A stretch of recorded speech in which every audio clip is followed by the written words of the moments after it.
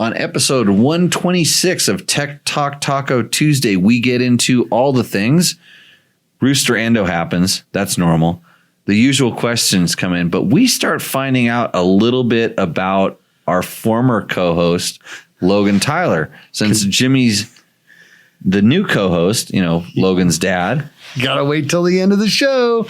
Yeah, there's some secret stuff going on here. So we'll call it family counseling and maybe a little bit more than you really need to know. For sure. So enjoy Tech Talk Taco Tuesday. We'd like to thank our sponsors, Yamaha, Taco Moto, Scott Sports, Climb, DDC, Trail Tech, BulletProof Designs, and Jimmy Lewis Off-Road Training, home of the Better Rider podcast that you haven't heard yet. So search for that really soon. And here's the show. I think we started the show 126 times, and you are live with Tech Talk Taco Tuesday from the Valley of the Dirt People, which is Pahrump, Nevada. That's right over the hump from me, Vegas. I'm here with Jimmy Tyler. Howdy, folks. I'm Jimmy Lewis, and this is your favorite motorcycle and motorcycle product related questions podcast. You know what's interesting about episode 126? What's that? Is when we fire it up, it's kind of like you're firing up a bike, and the bike now has 126 episodes on it. And you know how it's just supposed to blow up because everybody says bike too. It's old and it's gonna my bike has X amount of hours on it, and what do I have to do? And I think this show, I'm surprised this show still starts up every time. Logan, how you doing over there? Good. I'm already up. You fixed yourself. You overdid yourself. Don't. Oh, okay. Yeah. I just cranked it. So. Yeah. Well, not a professional yet. You're still an amateur over there. Yes. Side thing. Matt's dead. Matt died from COVID or something. And Corona'd out. Yeah, corona'd out. And we're going to have to just figure out how to push these two buttons that get this show started by itself. Welcome, everybody. Welcome to the show that is brought to you by Yamaha. Yamaha is the maker of awesome Yamaha YZ 2-strokes. That is the Yamaha YZ 125 and YZ 250, as well as the 85, the 65, and the 85 big wheel. You can go to YamahaMotorsports.com today to explore what's new in 2022. And I've been exploring what's new on the 2022 YZ 125, all new. Mm-hmm. It has a new engine, revised 6-speed transmission. I can't really tell that the transmission is revised, but I can tell that the engine is new because it makes just smoother, longer power. And that bike already had really good bottom and mid, and now they kind of spread it out a little bit into the top, and really nice. The YZ250 also delivers improved rider ergonomics because they got all the new plastic and stuff. So it looks better, feels a little bit fresher. I have an older YZ125, so I know what I'm talking about. And for a truly race-inspired look, you can look at the YZ125 and YZ250 Monster Energy Yamaha Racing Editions. So if you want to know more about this, visit YamahaMotorsports.com and find your Yamaha YZ and enter the victory zone today. See how I did that, Logan? Yes. Yeah, I don't even know how I did that, but I just did it. I just started doing what I told you to do last time. I looked at the paper to get the key phrases. Mm-hmm. Yeah. Taco Moto. TacoMoto.co is your source for blinging your bike out, tricking your bike out, giving your bike more power, all that kind of stuff. Thanks to Taco Mike for supporting our Rooster Endo segment. Much loved, sometimes feared. I think we have some video submissions. Yes. Is it going to make me mad? I don't know. I just clicked through it, made sure that they worked. Play? Yep. Are they longer than 2 minutes? No. Okay. One was close. Got close. Not. Okay, so we're gonna have some Rooster Endos. Scott Sports makes awesome goggles. They are not having the supply issues like some of the other goggle companies are because their stuff is made and assembled in Utah, which is in the United States, and you don't have to put it on a boat, and it's not stuck off the harbor. So if you need some really awesome goggles, check out Scott Sports. I've been wearing the I didn't get a whole lot of goggles last time because they're in high demand, and I've been wearing the crap out of my my Prospects, the ones with the light sensitive lens. Super happy with those things. Climb. I rode today. I was wearing what was the name of the I always forget the name of the parka, the pullover that I wear. It's the snow thing. Wet dirt today, or it was wet dirt in the morning, and then we went up in the trees, and the trees all had droplets hanging on every single pine needle. Icicles. And my upper body stayed very, very dry because of that vest thing. God, why can I never? I always want to call it a Valdez, but it's not a Valdez. So Climb makes super awesome gear, durable, comfortable, waterproof when you need it. If you got the waterproof pieces, super awesome. Delaney Drive Components, DDC sprockets. They support land use issues, so you should run their sprockets. That's really good. Of course, Trail Tech, maker of the Voyager Pro. I always know where I'm at, but if you don't, you should run a Trail Tech Voyager Pro, and then you will never be lost. And BulletProof Designs. I think BulletProof Designs is still a sponsor of the show. I need to talk to the guy that died to figure out where our sponsors are at, because it's hard to do. So maybe rest in peace all of our sponsors, because until the guy comes back to life. So the show is looking really good, says one Gabriel Adams. Why does that name seem so familiar? Wait a minute. He said something earlier. He said he likes watching it at work, listening to it at work. So, hey Gabe, nice to have you back on the show, watching the show. How's your girlfriend like her dirt bike? She got one of my CR 450Xs. Oh, really? She bought one of the CR 450Xs. Got lots of bikes for sale around here. Lots of KTM RFS bikes. We're blowing them out here. Excellent bikes, well maintained. I just don't like carburetors anymore. So, okay. So what we're going to do is we are going to go to the questions that we have on this piece of paper that's in front of me. You get to answer. You get to ask these on it. Yeah. So I forgot to last week when I introduced you. I didn't explain that we had somebody that was trying to die and they couldn't come and run the podcast. So evidently Logan, who is my normal co-host, who is your son, who was the ideal co-host for me, because I just like to talk all the time, talk about myself and not that much about myself, but mostly just about my old racing and stories. And I found that if I could have a co-host that didn't say anything, it would look like I had a co-host, but I didn't have a co-host because we knew that Logan didn't talk. Right. But he started talking a little bit. Yeah. And I remembered, so Jimmy sat in because I didn't want to just do a show where I just talked about myself the whole time and didn't have somebody sitting next to me. So I didn't give you the rules, the instructions. Oh, and I rattle on, right? Well, no. And then at the end of the show, you said all night long, I wanted to interrupt you so bad. Oh, it's part of my time. That's just who I am now. I know. But we had this discussion. It's like, yeah, you're allowed to, because this is you're a co-host. You get to. That's the thing of it. You don't have to take Logan's role. And then the other night we were talking after the school, and I think I'm trying to paraphrase. I think mouth diarrhea. Yeah. Would have been it. How and I think we have somewhat the same problem where the mouth starts running and it actually gets in front of the brain. Or there's no filter between the brain and the mouth, and it just goes and goes. Just goes. Would you believe me if I told you I talked half as much as Logan when I was his age? Yeah, it's true. So you're catching up. You're making up for lost time. Something like that, maybe. Yeah, I can't really figure it out now. I just blurt whatever because Right. So you get older and you just do it. I don't know. So.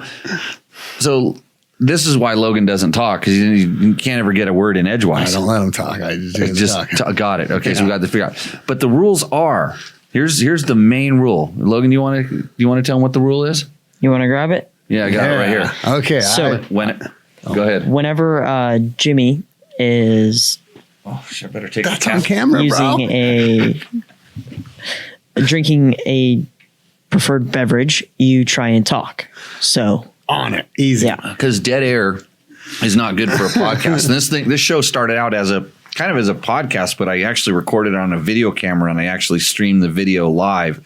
So we were sort of a little ahead of the curve on the podcast world, because really the podcast world hadn't gone to video, because there's no way that anybody would have thought that anybody would want to watch this shit. so we evolved. I started doing it. I put a background behind me, and then I put TV screens. Like Logan's actually sitting on the old set where the producer sits now, is on the old set. It's all different. We actually could fire up a camera on the producer, but that'd be even that'd be really bad. So we built this nice thing. Me and Logan kind of got some recycled wood and built a stage and a studio. A couple cool Moto parts. So gold medals and stuff. Yeah, time to talk. Oh, we talk about the 6-day medals, I guess. that was a test. I got all mine right here. So if you were listening, if you were listening to the show, you just heard me pause because I took a sip, and then Jimmy stumbled because he didn't have anything to say. I didn't see that coming. He didn't have any mouth diarrhea loaded. So, anyways, that's how things work around here. Oh, so we're going to get right to the question. So what's our first question? From Steve Gallegos. Steve Gallegos. What would happen to that lean feeling at altitude if you just pulled the clutch in and hit the kill button, then started it right back up? Would the sensor correct the jetting air-fuel ratio? So Steve is asking about the KTM 300, and he's asking about, I believe it was it doesn't matter. It's any fuel injected bike. And I think he's specifically asking about the KTM 300 because the earlier versions, the early TPI bikes had an issue where they only took the reading when you started the bike up. Like when you started up the bike, it picks up the crankcase pressure sensor, and it does all of its things. And then it says, okay, this is the altitude that we're at. This is the temperature. And I don't know specifically because they would never tell me specifically what it was. So I think it was adjusting for the temperature, but not the pressure and altitude, or it took the like when you push the button, it takes the pressure reading right then and there inside the crankcase because it's at that point it's normal air pressure, but then it might be taking readings inside there all the time. But at that point, it's not normal air pressure. This is why on the newer versions, and I think it was 2019, they went to an extra air pressure sensor. So those ones, and this is the interesting thing, when we went to the intro, they said, oh yeah, we fixed this.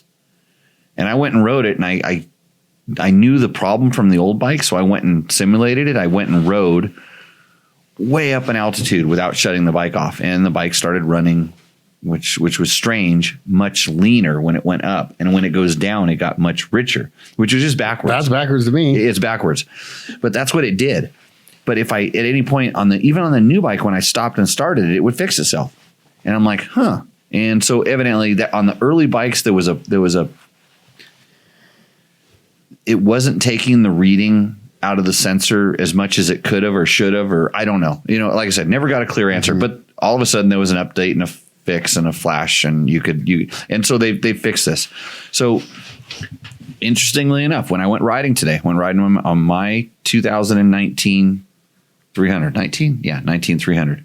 So I think it is the older one because it doesn't have so the 20 was the first year with the two sensors. Okay.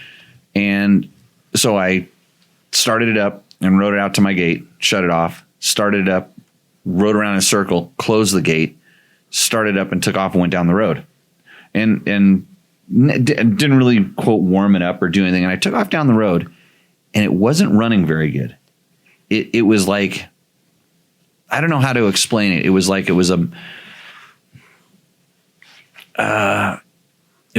even though you turned it past half throttle, it only wanted to go to half throttle. And it was just kind of. My 22 is the exact same way when it's ice cold for the first, I'm going to say half mile of riding. Right. And so it, So I don't think they changed that. well, I think maybe it could be something to do. I mean, and they never tell you exactly what they do. It could be something to do with the warm up cycle, and it's not going to let it rev really high. And because like I said, it felt like some kind of a rev limiter, but it didn't feel like a rev limiter because you could turn the throttle and it would do all the things, but it just It's really lazy about it. Yeah, it's really lazy. So It's what gotta be some sort of idle circuit or whatever, some circuit that it goes into. no, I don't think it's Not an idle circuit. Feels like the choke's on. Yeah, kind of like the choke's on.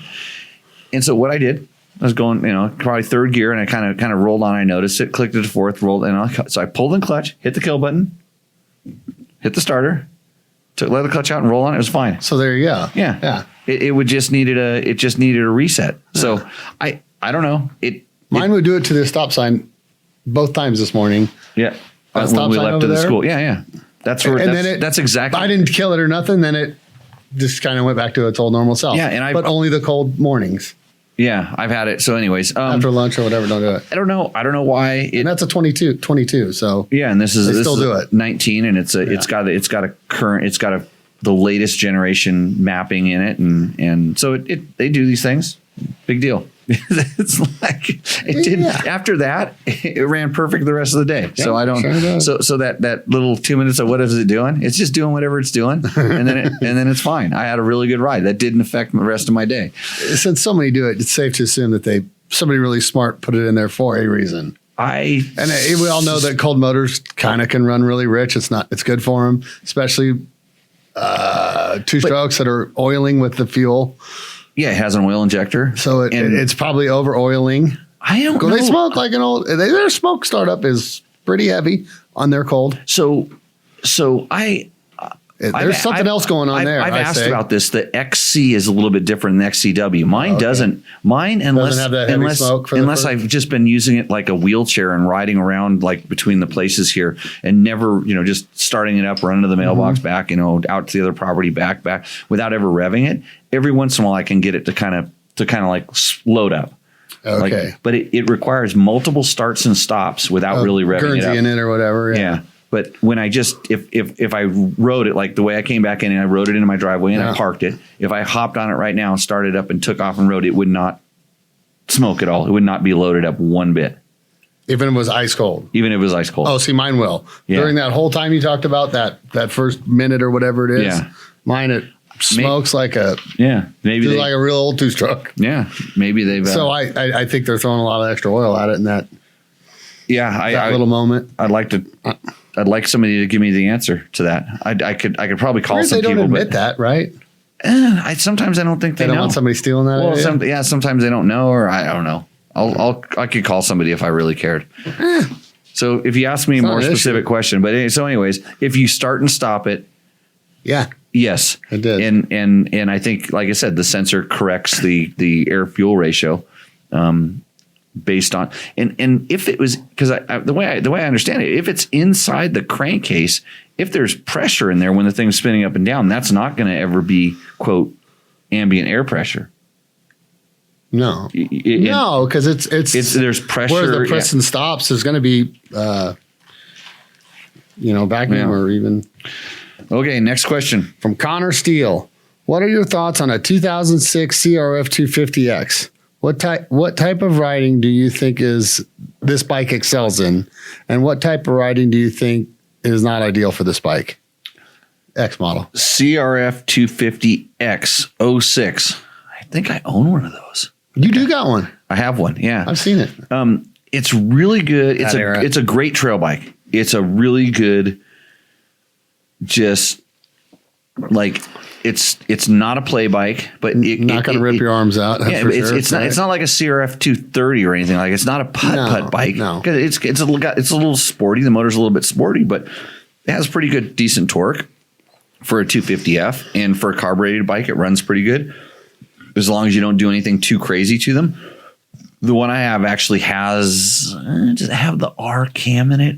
I don't know. It's done something because it was a bike that was built for a Dirt Rider magazine test back in the day. So, and it was allowed to have a certain dollar figure of modifications to it. I think it was like $500 or $600 or something. And I think they did because Johnny Campbell, through his race team at the time, prepped it.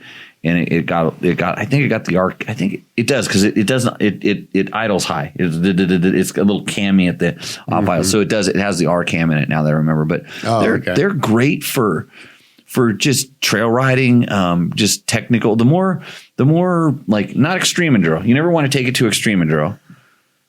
No. But just general trail riding, lower speed stuff. Yeah. Excellent bike. Semi-tight stuff. Huh? Excellent bike. The faster you start going, the more you're going to start going like 40 and 50 and 60 and want to do higher speed desert. Not to say that it can't do it.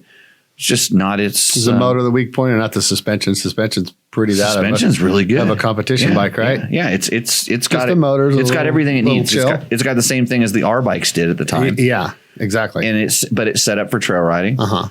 The motor, like I said, it's kind of a little bit kind of corked. Yeah. I think the ECU is tuned so for lower end power, and just like the current RX is not corked up at all. But when you ride it, it doesn't pull like the R because they've done stuff with the cams and everything to focus the power down a little bit lower. Yeah. But so good suspension, a little limited on the motor. Yeah, chassis and suspension compared to a race bike, but if you were doing tight technical trails, you wouldn't want a motocross. No, or even a and the gear ratios because it's got a wide ratio transmission inside of it, a semi-wide ratio transmission. It has a first gear that you can actually use. 5-speed, right? It's 6. Is it 6? Yeah, I think it's 6. Cool. Yeah. So, Dan, hopefully, or Connor. Yeah, hopefully that answers your question. What is Dan? Dan Parker. 2017 KTM 350 SXF. Can too much draw cause a weak fuel pump condition? I've added a radiator fan and a Trail Tech Endurance 2 Speedo and wondering if upgrading my stator would fix the problem. So his problem is a weak fuel pump. Got some electrical stuff on there. If can too much draw cause a weak fuel pump? Yes. Yeah, I mean, if it just like when you're like a lot of times when your battery starts going dead and it has a hard time cranking the starter, it also won't put the fuel pressure that you need to get it to start. So you're like a double-edged sword. So a lot of times when that happens, if you just tap the button and kick it, kind of kick and tap the button at the same time, it'll take the load off the starter and allow it to build the pressure to do this. I wonder if he's certain it's a fuel pump. That's not. If the radiator, the Endurance doesn't draw any power, the Trail Tech Endurance doesn't draw any power, and the radiator fan, if it's on, definitely does draw some power. But if it's running when the battery, and the best thing is the Endurance, I think, will tell you your voltage. It'll tell you the voltage that the battery has. It depends on where you have it hooked up. But if you have it hooked up to show your battery voltage, you can actually watch what the battery voltage is doing. And if it's dropping down below, I think what I notice is once you're below 11, so anything in 10, things aren't going to work right. Whether your ECU isn't going to be on or off, I think those are kind of more of an on or off. Whether your fuel pump isn't going to be putting out the pressure it needs to. That's kind of in my head when I watch, because I have my Trail Tech Voyagers always hooked up to the battery. Yeah. And so I can watch the battery voltage. So sometimes I can tell on bikes that are really strong, you hit the start button and they only drop down to 11.2 while they're cranking. And then maybe they'll go down to 10.5 or something while they're cranking. The minute they start up, bang, it's, you're back up to 13. And so, yeah, the fan could be a problem, especially on kind of a weaker battery. Or wait, does he say what bike it is? A 350 SX.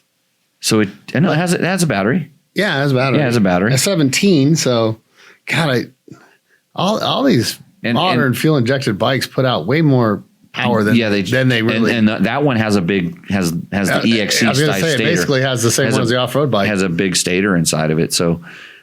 Check to see what it's running at, and put a load tester, on the battery and see if the. But he's probably got a different problem there, huh? I wouldn't think that if he's got a fuel pump problem, it's probably if the bike's a 2017, could need a fuel pump because fuel pumps go bad. It's just something. That's where I'd be leaning more so than it's too much amperage drop. Yeah, the fuel pump could be going bad, or maybe it's even just something as simple as a fuel filter, or there's a whole train of things that you can go see what it is, but I wouldn't blame if everything is working, I'm going to go first thing would be battery. Second thing would be look at the fuel system, meaning make sure your fuel filters aren't plugged, fuel filters aren't cracked, especially the one inside the tank.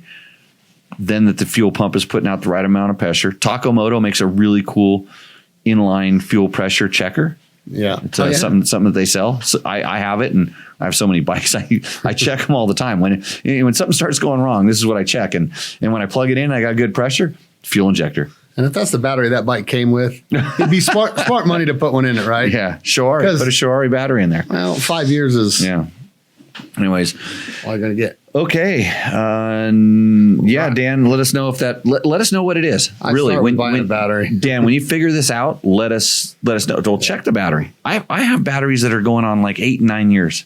And they're fine, and I have batteries that have lasted 1 year. And there's me too. I literally just had a bad batch. I think I got a bad batch, and it's freaking me out. Yeah.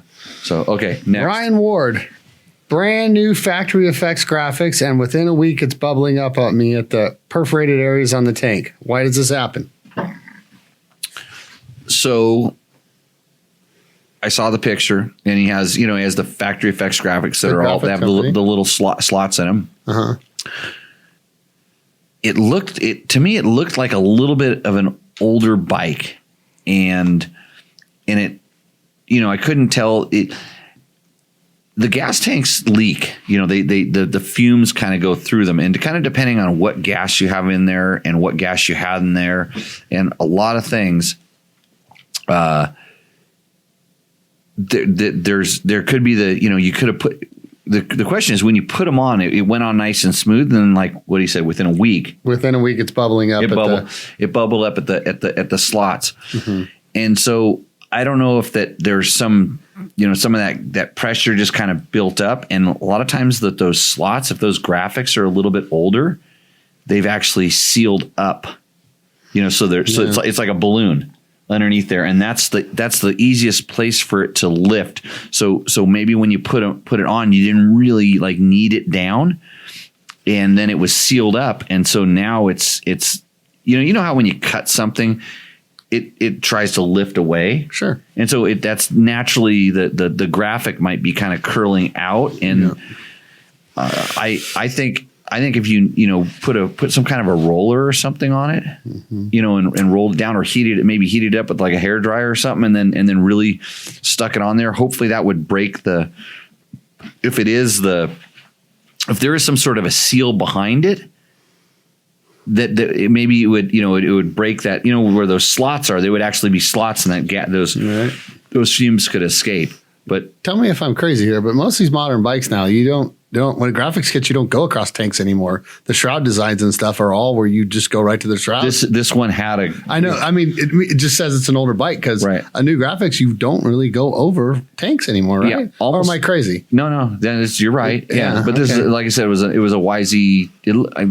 I don't know. What did you say? What it is? No, it doesn't say. It looked like a YZ 125 or 250. Uh-huh. Where it still has a true radiator shroud. Sure. Yeah. So that's. Uh-huh. Yeah, I don't think I'll bet you it's just it's either initial adhesion, or maybe there's something behind it, but I wouldn't stress on it too much. Just heat it up, knead it down, or take the graphics off of it.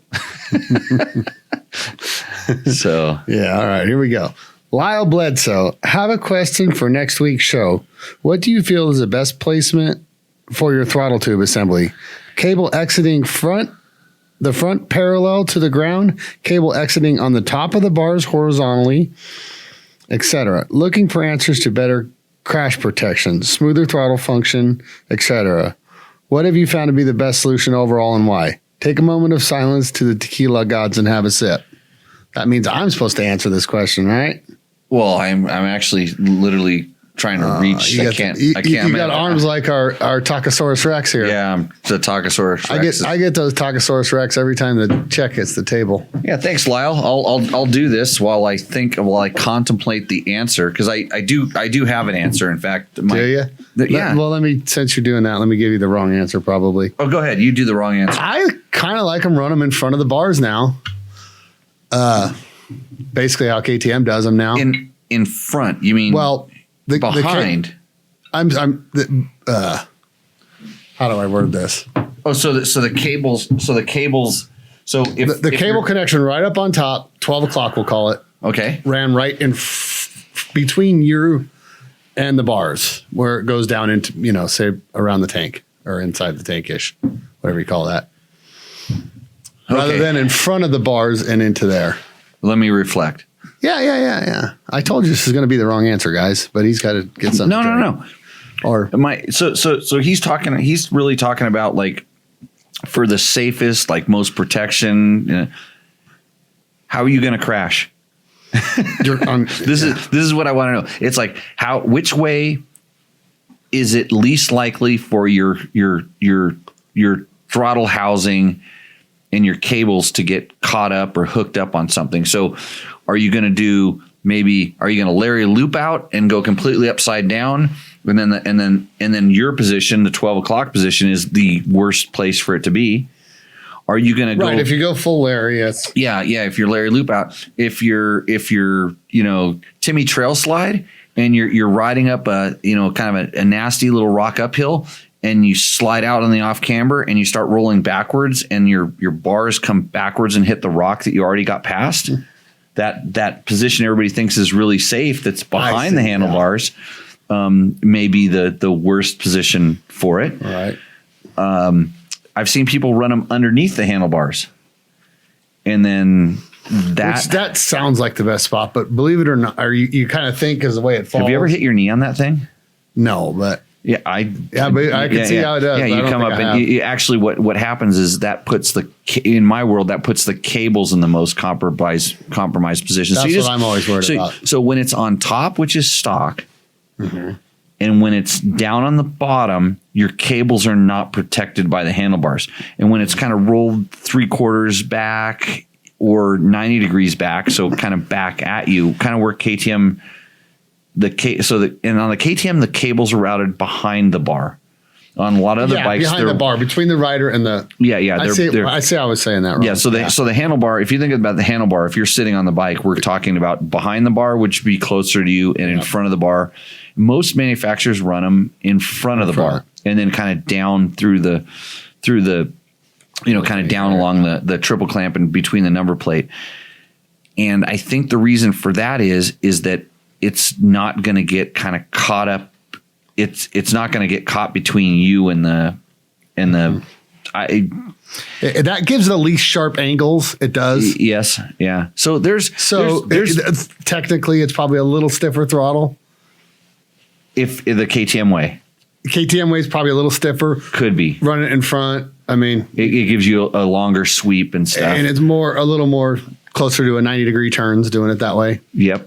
But I still say that's where do I run mine most of the time? Stock. Yeah. Mostly I leave them alone. I think KTM makes them a little shorter to do it that way. But and then they get a shorter cable, which is lighter. I think that's where it all starts. Yes. They're looking at ounces. Yeah. So I actually tend to run them on the top or back behind, and I feel like that because I'm not worried about my bike coming backwards on something. Even when I was, doing extreme enduros and stuff, I would try to, instead of being straight up, I didn't want it straight up at the top. I wanted it kind of a quarter of the way back, not all the way back. So a quarter of the way back, which gave it the shortest, the best sweep. Because when you start rolling it down or even underneath, and I've seen guys put them where they're underneath and they say, oh, it's the most protective place. But then your cables actually get a little bit too long, because and then a sharp angle. The tall bar crew likes that too. Well, they have to. They have no choice. So I think it's all a compromise. Like I said, tell me how you're going to crash, and then I'll tell you exactly. Tell me how you're going to crash, and I'll tell you how you're going to do it. But the better thing would be to not crash, and then you'd never have to worry about this. You can do that. Yeah, that's a way. I got a way that he could not crash. He could come to Jimmy Lewis Off-Road Motorcycle Training. Yeah, this is where. This is my day job. It cut my crashes down like by 97%. Are you sure about this? Yeah, a lot. Oh, cool. A lot of crashes. Logan's been coming a long time. He never crashes. Almost. Well, he hasn't. We haven't talked about your crashes lately, have we, Logan? You don't crash often. I didn't crash this weekend. No, yeah, I didn't. Last time I crashed was next to Lake Mead. 3 times. So, anyways, yeah.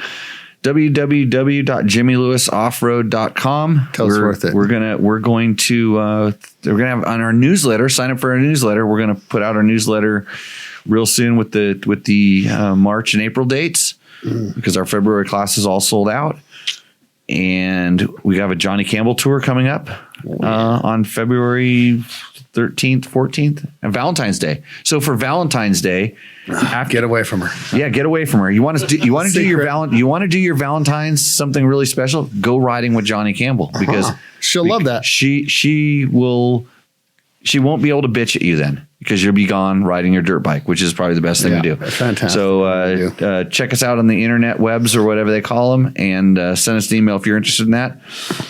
And sign up for the newsletter and become a better rider, and you don't have to worry about where you route your throttle. What do you know? Got one more. Want to do that? I saw that the guy that died, he signed off the show. Yeah. Yeah, he quit. He tapped out. You think he's got a date? Do you think all this is a ruse and he's just got like a date on Tuesday night? I don't know. Last week he did sound He sounded really sick. bad. He doesn't sound that bad right now. No, he does not. Ricky Brabeck, who's that guy? He says this. Damn, that's a nice shirt. He's talking about mine. Hey, my wife bought this shirt. I think that's a cool shirt. I think my wife bought this. This is. Look at that. I got one last year. I forgot to get one this year. It has a sticker Still got still the on guy it. on Yeah, there. the Americans are coming. So Yeah, that one's rad, the actually. Americans came and went. That's your car. We should call Ricky. Should we hit this last one we got here? Oh, you got another question? Yeah, we do. Okay. 1, 2, 3, 4, 5, 6. Q school. I don't know what that means. Would like to hear some Jimmy wisdom on Nicosil bores. When to replate, crosshatch hone or not, ABC piston sizes. Huge fan here. Boy, that's a super open-ended question. And for the most part, Stock bores, right? well, for the most part, It's easy. it's you're probably, I don't know what you start out with because you never really get to see the letter on the piston, but you see the letter on the cylinder. And it doesn't matter what brand it is. There's like A, B's, and C's. Generally, they're A's. Sometimes you see some B cylinders. And I just run them, and I put like probably for the first, if I don't know what it is, if it's an A cylinder and I have to replace the piston, I'll put an A piston in it maybe once, maybe twice, and then I'll probably go to a B. And for the most part, I wouldn't even measure them. Hey, Jimmy. Yes. What is an ABC piston? Is it? So different manufacturers are different, but sometimes they'll have a piston, and then there'll be like 001, 002, and 003, and then it'll specify it as an A or a B or a C, and the B piston is like 1/1000th bigger, But still in the same size. It's the same size in millimeters, but it's Yeah, exactly. That's what I was trying to say. It's 1/1000th bigger, and the C is 1/1000th bigger. And it's not to say that you couldn't put a C piston inside of an A cylinder and get it to run, and it would probably be fine. It just it'd be tight to begin with, and it would be less than ideal. And if you're like an engine builder, you measure everything. And you check and measure everything, and you probably know if it's this brand, then you can run it. If you got the tools to measure them that well, you know what you want. You know what you want. You spend a lot of time because those are not your average. And I knew tuners that would they'd buy the A cylinder and the B piston, and that's the way they would put it together to get that. Motor, but they were familiar with that motor, and that's how it worked. So, but just for the regular person, it doesn't make a whole lot of difference. If you're not, if you're trying to get 10/10ths of performance, you need all the tools to measure it, and you probably need someone that's way smarter than you. Built a lot of motors. That builds tested a lot of motors. That kind of motor. You need that guy to do it. But for the most part, put back in what you pulled out of it, and after you've done it three, 4 times, then throw the next bigger piston in it. And if you have the tools to, if you have I'll stick a feeler gauge in there, or I'll drop some rings in there and check the end gap and see how things are going. And different brands wear differently. Some Nikasil cylinders wear more than other Nikasil cylinders, even though they're all Nikasil cylinders. And I'm learning this on my KTM 500s right now. KTM 500s at about 400 to 500 hours in my world. Question. Yeah. Need a piston. And you can put cylinder work if everything's then nothing's been bad. They need a piston. They just it's just at that point, 400 or 500 hours, maybe 300 if you're really hard on it, probably 700 if you're not that. But okay, so it needs a piston. When you put that new piston back in, and whether it's stock or it's a Vertex or it's a Wassner, and I've tried all the different ones now, and I measure them and I put the right size piston in. Your piston will last 1/3 as long as the other one. The OEM one, you mean? The stock, everything was the stock motor. You put it in there, however and they so match them. Now you're going to get between 150 and 300 hours out of it. And I'm just being very rough on this. Is just me, KTM 500, whatever. You're going to get X amount. Then you need to have the cylinder redone, because the cylinder is worn out and it makes a certain ticking noise.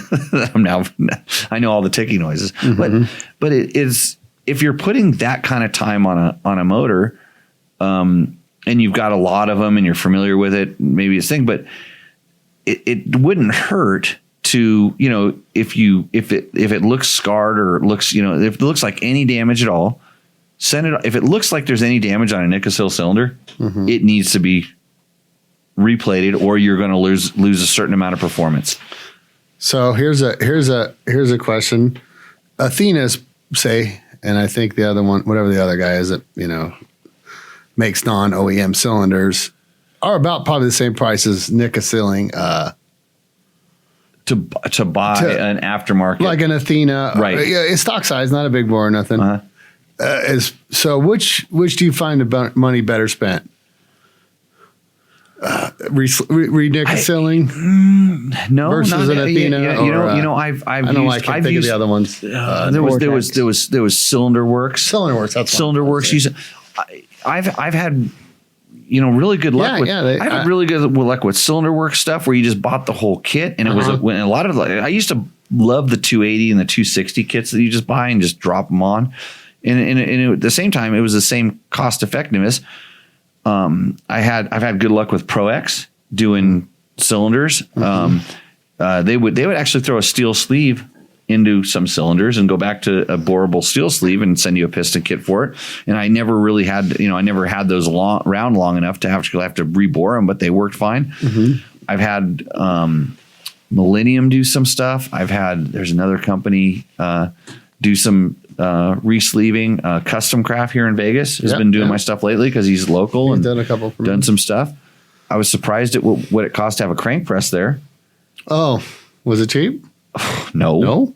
$150 to press a crank. Is that the new price? I don't know. Anyways, Or he just saw Matt, walk in and just, that kid's got a credit card. So I'll take the next one then. Anyhow, I know that. Me and that'll get along good. Yeah. I thought I got along with him good too, but I'm sure, but you might. I had $150 to press crank. But anyways, back to the honing and all the other stuff. Yeah, cylinder honing. Usually I don't. Usually, if I'm just pulling it apart and throwing a piston inside of it, do people cylinder hone a Nikasil? I have a cross hatchet.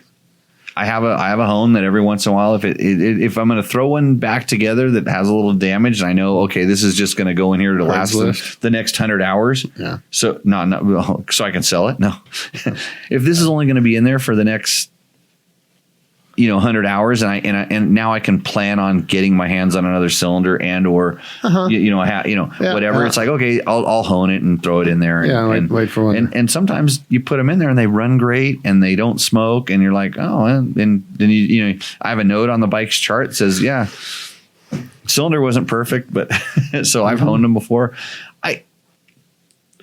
People get really and you should. I mean, it's an expensive thing. They get really particular about it, but have you ever seen like the mechanics in Mexico just slamming stuff back together and it runs and it keeps going? You know, these just, I mean, we're dealing with really high performance bikes. So as the bike gets more high performance, you kind of have to be a little careful about how you rig it back together, but you can get away with a lot of crazy bad stuff. And I grew up at the drag track, man. I used to sit the stuff those guys would do because they needed 30 seconds out of that motor. it'll run. Yeah. Yeah. So I don't think that there's some sort of special, you know, one way fits all. If you talk to anybody that does it a lot, and I talk to a lot of these guys, everybody has their own particular little procedure, the way they like to do it. And, that works for them. The fact that I've talked to some of the best engine builders around and they do it completely different kind of tells me that maybe there's different ways to do it. Mm-hmm. And if you're not trying to get 10/10 out of something, whatever, which most ways will work, but you can never go wrong with just replacing everything with stock stuff. An OEM cylinder, an OEM piston. You can never go wrong with it. You're back to your 500 hours, right? Yeah. That's quite a long time. Let's face it. Yeah, you're back to that is a lot of back riding. to that. And then there's companies that do really good work, and for every 95 guys that have had really good work done, there's always one or two, you know, the 96th and 97th guy, or, you know, whatever, it's 100, and there's, you know, number 99, 98 that had something go wrong. And whether it was by their doing or by the company's doing, you just never know. I got a weird thing that I've been seeing over the years that I think OEMs have worked kind of hard to become more competitive on their their parts like that to compete with some of the aftermarket guys. Because back in the day, it would be wild to just buy anything but, say, a Wiseco or something. But right now you look at the OEM pistons. Well, they had things, to. Certain It's market forces. It's sure. And the same Why thing. give it up? And when you know, let's just say if Brand X priced their cylinder at $3,000, I guarantee you that someone goes, I could machine one out of billet for that. And then you get companies like, you know, the Cylinder Works that comes up, and Athena that makes a cylinder that's, instead of 3,000, they'll sell it for 1,500. You know, and then all of a sudden the prices sort of merge back together. How do you sign up for the Jimmy Lewis Off-Road Training newsletter? Jen, you're halfway by figuring out how to spell it. Watch George. Where's George at? He'll pop Jenna 33. Jenna Yum 33. Jenny M 33. Jen A. Yeah. That might be Jenny. Okay. Jenny. You don't go know. to jimmylewisoffroad.com, and along the side of any page, except for the main page, I think there's always a sign up for the newsletter little box, and you just enter your email.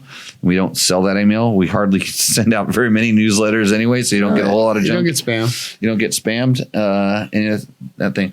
And San Felipe Bob, my main hype. He's like, Logan, you remember how I told you how I needed a hype man? Yeah. That's SFB, right? I should just get him in here. I got to meet Bob and dress him up like Flavor Flav. Yep. You know, a nice hat and some big old, he'll tell you what time it is and just hype man the hell out of me. Yeah. Yeah. I Boy. think it is Jenny. Jenny. Yeah. Okay. Jenny M33 is. Jennifer Morton says she's coming for more training. She's been to the riding tips school before. She's the riding school, and now she's coming out for some rally navigation training, which we have a class on February 11th, which is a Friday. So if you want to learn how to navigate off-road rallies, it's almost full, but I think it's full. I don't know. I didn't check them. So a little more like average person getting into it, or more Ricky Brayback type stuff. Doesn't matter. It's the same thing that okay. It's all the stuff that we work on when I work with Ricky. We work on the stuff that we talked about in the basic class, and it's anything but basic. It's the basics, because when, like I explain to people, it's like when we go out and do road books, and my road books tend to have like lessons and stuff. I don't want you to come back and tell me like, well, this or that, or, you know, or that road book is bullshit, or, you know, it's wrong. I got lost. Your fault. Well, sometimes Yeah, sometimes the road books are wrong, but I want you to understand why it's wrong and explain to me how you dealt with that. But I don't want to find out after doing 5 road books that you don't know what something very basic like a cap heading is, or you don't understand how a cap oblique works, or you can't visualize 200 meters. Right. You're like, what? So just this, I like to get the, like when you go to like a firearms training, they make sure you understand how to turn the safety on and off. And when you shoot the instructor because you didn't have the safety on, we don't want to learn that you didn't know that there was a safety on the gun. And this is just putting it plain and simple. And I have to explain this to people because I've ridden like 4 or 5 rallies, and I promise you, almost every time that person comes to do this, they might think they know everything, but they've left a couple pieces on the table. And when they're having problems later on, it's the piece they left on the table that we covered in the basic thing. And then back to the just like the riding school. What's the problem with everybody when they're riding? Balance. I'm balanced. I didn't fall over, right? Yeah. No, I took the beginner navigation class. It was awesome. So much more fun than I would have ever guessed. That one like 4 or 5 years ago. Let's see. Awesome. What else? Do we have any other good ones in there? 1, 2, 3, 4, 5, 6. Q School said, thanks for answering my question. Yeah. Right on, Q School. Hey, thank you for asking the questions. This is how we do this in the show. We depend on this interactive dialogue. Whether you ask the question on one of the YouTube videos, we go back and farm those on the Facebook comments, on the posts that we do. We should broadcast live. You know what? We're gonna broadcast live on Instagrams. I think that's the thing. It's called Instagrams. Yeah, that's one of them. We're gonna broadcast the Rooster Endo segment tonight for the Instagram viewers, so because they'll get really pissed off. You feeling sporty tonight? Oh, I can shoot it. I can shoot across the bow all day. You know me. Let's see. Jordan Roy says, riding a YZ250, woods racing and trail riding. Not a lot of high revving. How many hours could I expect out of a piston? 50 hours, 80 hours? Anything I could do to compression to extend the life of a piston? You got a YZ250. I do. My YZ250. What year is it, by the way? Well, it was cool back before they dumped all the water in them. So you don't think Jordan's YZ250 is the same year as yours? I know that if Jordan, he didn't say, but if he was mine, that thing would go at least 5 hours in the woods before it needed a piston. At least 5 hours, unless you hit mud, then it would go there, wherever that is, because the air filter doesn't really work. It's a 1977 YZ250. Yeah. So Jordan, it's fast though. And here's the thing: is like, how much can you expect? You can do woods riding, and you can be really hard on it with woods riding. And the good thing. But he said he's not a rever, I guess. Yeah, not a rever. But that can be bad too. I mean, because you could get a lot of carbon buildup and stuff, and that stuff isn't good when it starts doing bad stuff inside. When you get a lot of carbon buildup, it starts like flaking off and then getting between the ring and and that's just as bad as having things that's just perfectly clean, but you're riding it so damn hard that it's almost trying to seize. And so like the high revving, low revving, I've seen people that lug bikes wear things out just as much as, because you think about it, if you're putting a big load on it, the piston is getting forced against the side of the cylinder, probably at lower RPMs. It's probably getting twisted in the cylinder even more. Well, so plus also if it as it loads up, fills up with oil, unburnt fuel, it's changing your compression ratios and putting a harder work on the piston in that respect. And you're lugging it, the power valve's down, higher compression. Higher compression, which is harder on that part of the stroke. But I think you think about it, that I think that the piston is trying to twist in there maybe a little more. I've never really thought about this, that in this level, but I don't think it really matters. So here's the good thing about your 2-stroke, Justin, I hope it's 2-stroke. He didn't say F, right? He said just YZ250. He's mean a Weisinger, yeah. So you can pull the exhaust pipe off and you can get a really good look at the piston. You can see that sucker and you can look in there and you can get it down to bottom dead center. And you can look back and you can see the cylinder wall and you can kind of see how things are going. And on my 2-strokes, especially back when they were 2-ring pistons, you could watch and like you could start seeing when there was blow by. And it was usually never on the I gotta make sure I'm right about this. It wasn't in the center of the exhaust port. It was always kind of off to the sides is where I would pay attention to it. Okay. And you would see, you'd see like you could start seeing the blow by and you'd start seeing it get past the first ring. And then when it started going back past the second ring, time to change it. And so then okay, I'm doing this at 35 hours, I'm doing it 70 hours or wherever it is. And then it's like you make a note and that could be. And if you pull it apart, measure the ring gap and measure the piston, slide it, put a feeler gauge in there, do a quick measurement. And if it's still within spec, maybe you took it apart too early. But more often than not, especially with my 125s, I could feel when the bike started losing power. Yeah. It just like wouldn't pull a gear as good, like kind of on a incline or something. You just noticed it. And then they started running really good. Yeah, that's always the problem. Yeah, there's like a decline. You notice it, and then all of a sudden, like one day, it's like running really. It's running really good. That's when that's the alert that says tear this stinking thing apart right now. So if that helps you, I had an aluminum frame YZ 250, and I would go like 60 hours and. Easy.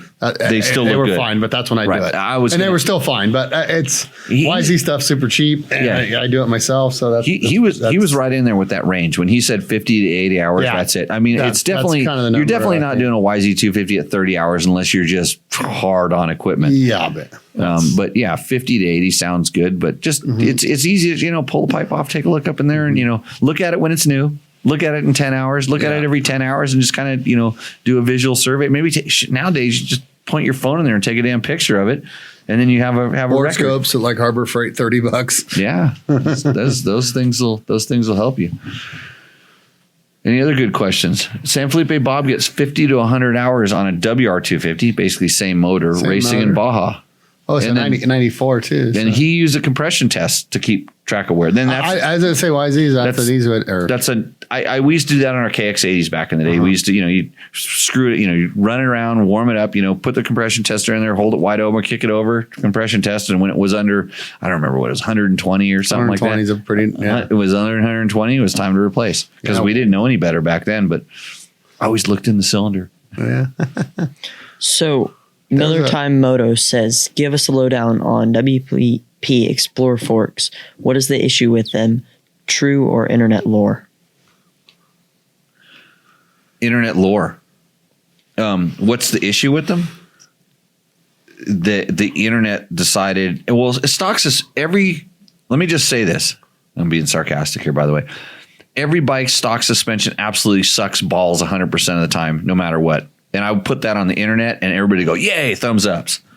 That's what all of his pals do. The next question is, most of my pals don't know a thing about clickers. They more seed to drop $1,500 to tune than actually tinker with it, what they've got. Okay, so I've ridden as far as the WP, it's Explorer fork he's talking about, right? Yes. Okay. I've ridden every possible version of WP Explorer fork from, since they've been called Explorers, even before when they were just the open cartridge fork, all the way up to the cone valve, kit suspension, full bitch and everything, all the way through the range. And basically, all of them suck. If they're not set up for you. Let me just put that, let me rephrase that. Every single WP Explorer fork sucks if it's not set up for you. Now, that means if you go spend $5,000 for that factory setup and you just buy it and you put it on your bike, who's it set up for? Oh, that's a generic setting. It's a generic setting. So is the bike you get from the dealer showroom floor. It's a generic setting. It is set up to target the widest range of riders that they possibly can for the intended purpose of that bike. So I would ask you, what was the name of the guy asking the question? Miller Time Moto. Miller Time Moto. Hey, it's cheers to you, Miller. Miller High Life, buddy. Okay, yeah. Hey, I got to talk because he's doing it. Now you talk. Oh, cheers to you, Miller, Mr. Miller. Okay, Miller Time. So I would ask you, okay, what do you weigh? If you're in the kind of the generic range of the bike, whatever bike it is, if you're kind of within that weight range, which is usually 30 to 40 pound weight range, you're good for the most part. As long as you're in the kind of, and I don't want to say ability level, but usage factor. Let's call it that way. Is like people say, well, I'm an expert. I need stiffer because I'm an expert. And I'm like, I'm funny because I think I'm an expert and I like to run a lot softer suspension settings than most expert. I would call novice riders because I don't hit the same bumps. I need safety. I need a certain amount of safety built into my suspension, which is mostly for me bottoming resistance or just stroke control. I can tell you exactly what it is, but the stock Explorer forks do a really good job for me. And when they don't, I can usually click them and get them pretty damn close.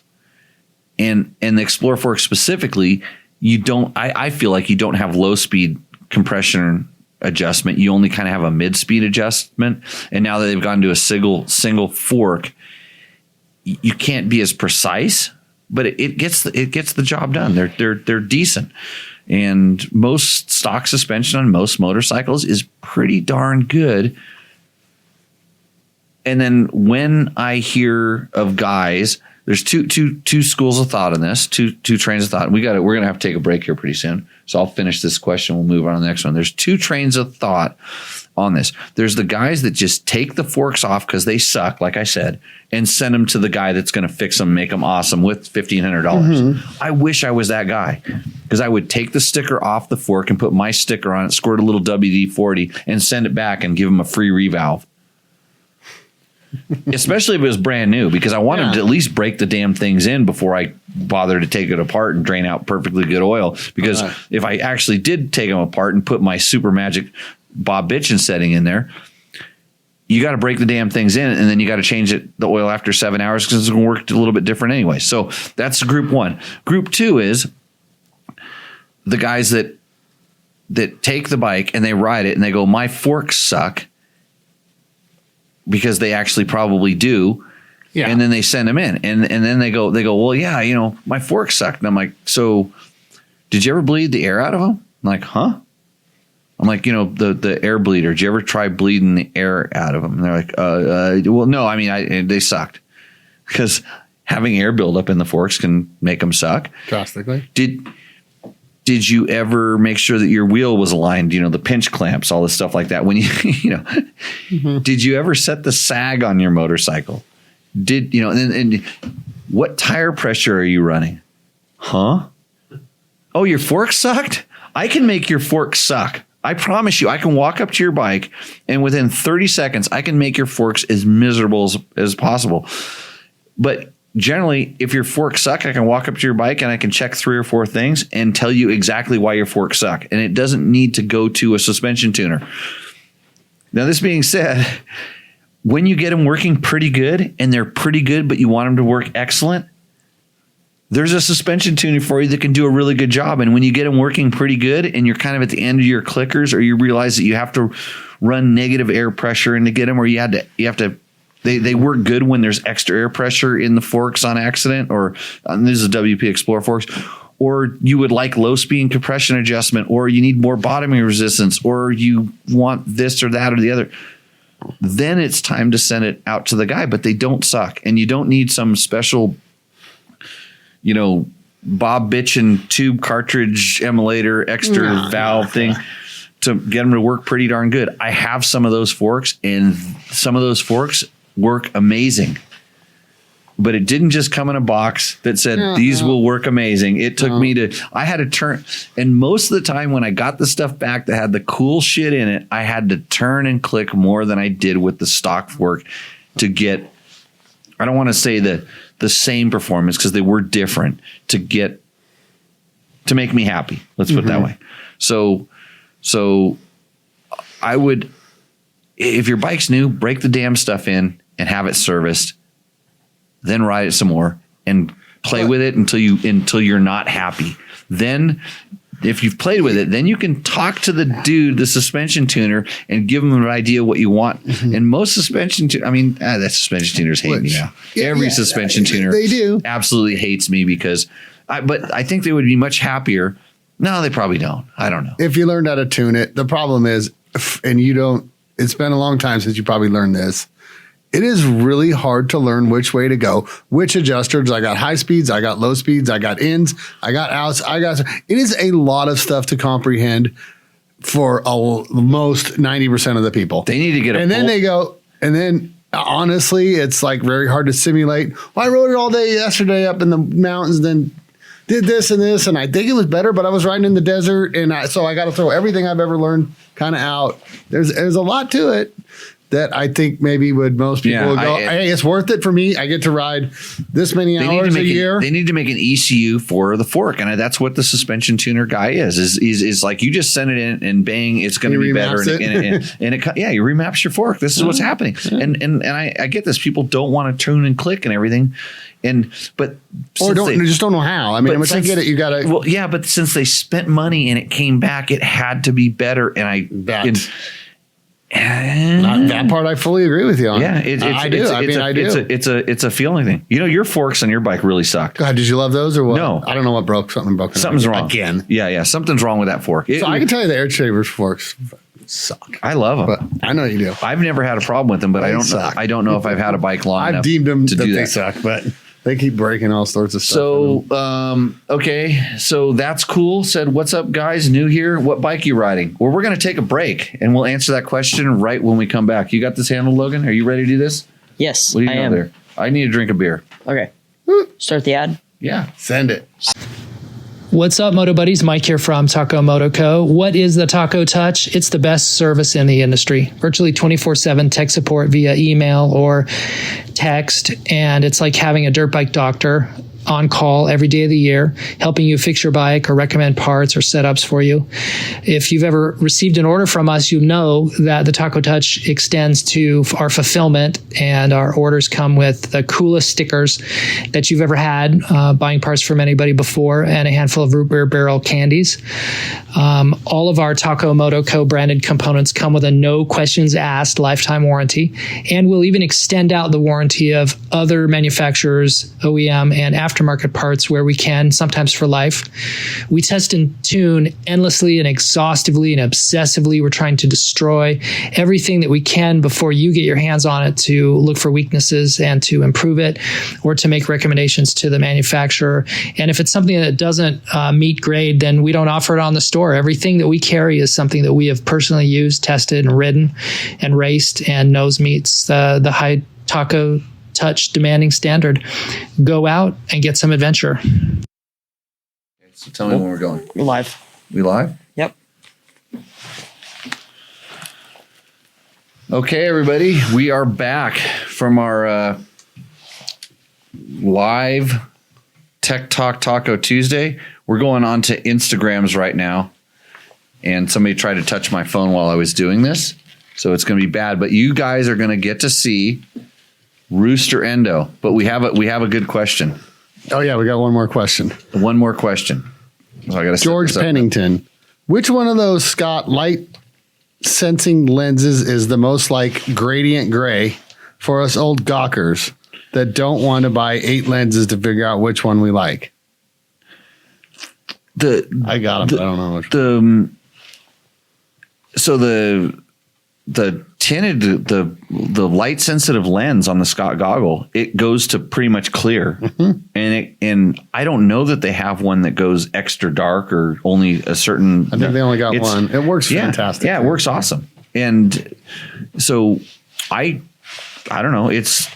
it's the right gradient for It is what I'm doing. So he's saying that his eyes are bad, that he wants less darkness. Well, he wants gradient gray, which I don't know what that really means.